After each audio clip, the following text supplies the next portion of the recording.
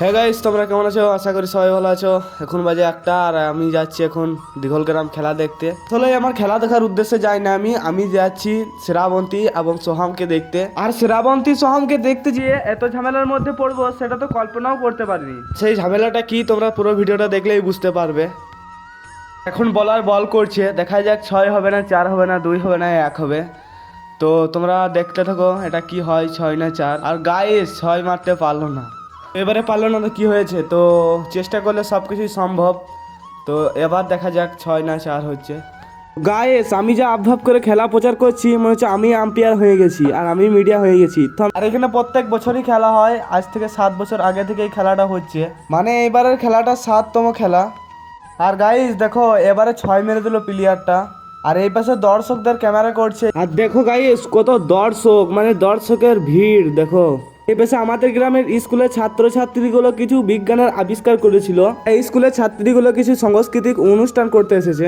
ওই স্যার যে লম্বা পারেন ওটা ধরে আছে আর ওই ওপরে আগুন জ্বলছিল। তো আমাদের গ্রামে যখন খেলা হয়েছিল তখন বিজ্ঞানের আবিষ্কার করতে বলেছিল স্যাররা, কিন্তু আমিও আবিষ্কার করেছিলাম, কিন্তু কখন খেলাটা হয়েছিল সেটা আমি জানতে পারিনি। তারপরের দিন দেখি স্ট্যাটাসে সব দিচ্ছে।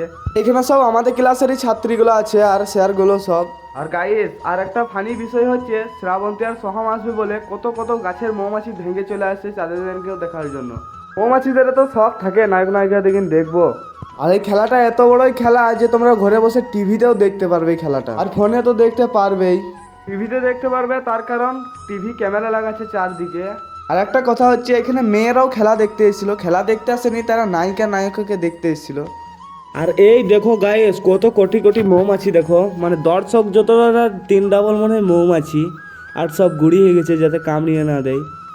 আর এরপর গায়ে ঝামেলা হবে দেখো, মানে প্রচুর পরিমাণে ঝামেলা।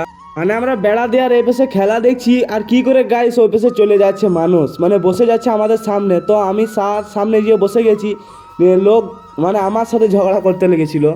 ওই পাশে চলে এসেছে বাংলার নায়িকা শ্রাবন্তী, তারপরে আসবে সোহাম, মানে সে হরলিক্স দাও না চেটে চেটে খাই ওই। আর এই বেশে শ্রাবন্তী সোহাম থারে করে ঘুরবে গাইস, মানে আর এই বেশে দেখো হাজারো হাজার লোক নায়ক নায়িকাকে দেখার জন্য সব হাঁ করে তাকিয়ে আছে, আর ওদেরই সাথ হচ্ছে না আসার জন্য। আর এই পাশে হয়ে গেল ঝামেলা দেখো, এই লোকটার জন্য সামনে যে লোকটা বসেছে ওর জন্য ঝামেলা হয়ে গেল। আর এই পাশের কমিটিগুলো হাত দেখাচ্ছে যে শান্ত হও শান্ত হও। আর এই পাশে আমি এমন জিদ ধরে নিয়েছি গাইস, মানে হুড়োহুড়ি করেও দেখবো। আর সোহাম আর শ্রাবন্তীকে দেখার জন্য হাজারো হাজারো লোক দেখো ভেঙে পড়েছে, শেষে গ্রাউন্ডের ওপরে ভেঙে পড়েছে মানুষ, মানে খেলাটাই আর চালাতে দিবে না লাস্টে মনে হয়। আর এই 4-5টা কমিটি থেকে এত এত মানুষ আটকাতে পারে, তাই গ্রাউন্ড ভেঙে ঢুকে গিয়েছে দেখো। আর এই পাশে কমিটিতে না পারে মিলিটারি নেমে গিয়েছে দেখো, ওই দেখো ঘুরে বেড়াচ্ছে মিলিটারি বন্দুক নিয়ে। গাইস দেখো আকাশে দেখো দুটো ড্রোন উড়ছে। তারপরে গাইস অনেকক্ষণ হুড়োহুড়ির পর সেই ফুকেছে সেই শ্রাবন্তী। সে মিলিটারিতে না পারায় সেই নায়িকা চলে এলো শ্রাবন্তী, আর সবকে ভক্তদেরকে চুপ করাচ্ছে, চুপো চুপো সব আমি আসছি তোমাদের কাছে, ওটাই বলছে শুধু। আর সেই দৃশ্যটা কত কত লোক ক্যামেরা করছে দেখো। এরপরে শ্রাবন্তী চলে যাওয়ার পর সোহাম আসবে। হ্যাঁ আমার মনে হয় একটাই প্রশ্ন, তারা তো দুজনে একসাথে আসতে পারতো ভাই, তো কেন এলো না একসাথে ওরা? তো এইসব আমার দেখে লাভ না গায়ে, ওদের ব্যাপার সেটা। বাংলার নায়িকা হিরোকে এরকম ভাবে দেখতে পারবো আমি ভাবতেই পারিনি গায়ে। যদিও আমি ওদের মুভি অতটা দেখিনি, কারণ আমি যখন ছোট ছিলাম তখন ওদের মুভি বেশি হিট হতো। এখন আমার ফেভারিট হিরো হচ্ছে দেবদা। আর আমি সোয়েটার পিঁধে যাইনি তাও আমাকে ঠান্ডা লাগছে না গায়ে, কি বলবো, মানে মানুষের ভিড়ে ভিড়িতে দেখো কত দর্শক, জাস্ট একবার দেখে নাও কিরকম গালাগালিতে আছি। আর তোমরা কে কে এই খেলাতে এসেছিলে কমেন্টে জানাতে অবশ্যই ভুলবে না। তোমরা কে কোন হিরো নায়িকাকে দেখেছো অবশ্যই কমেন্টে জানাও। এই পুরো খেলাটা দেখতে গেলে তোমরা হানাফি কেল্লা মিডিয়াকে সার্চ করতে পারো, কারণ সেই আমাদের ধারে পাশের 1 নম্বর মিডিয়া। এই পাশে চলে এলো সেই সোহাম। আমি একটাই মুভি দেখেছি, সে হরলিক্স দাও চেটে চেটে খাই, ওই মুভিটা আমি ফ্যামিলির সাথে দেখেছি আর দারুণ লাগে ওই মুভিটা দেখতে।